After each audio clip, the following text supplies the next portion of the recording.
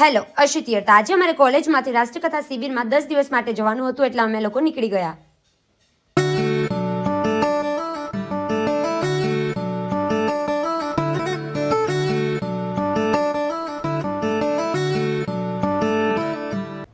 અને અમે બધા બસમાં આવી ગયા અને બધા ખૂબ જ એક્સાઇટેડ હતા જવા માટે થઈને.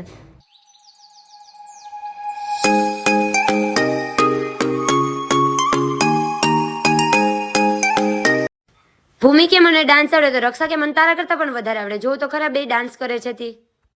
चले एक काम कर 200 रुपया दे और 50 रुपया काट ओवर एक्टिंग के वजह. મને કે વિડિયો ઉતારી દે. જો તો ખરા આ ત્રણે. साला ये दुख का खत्म नहीं होता बे.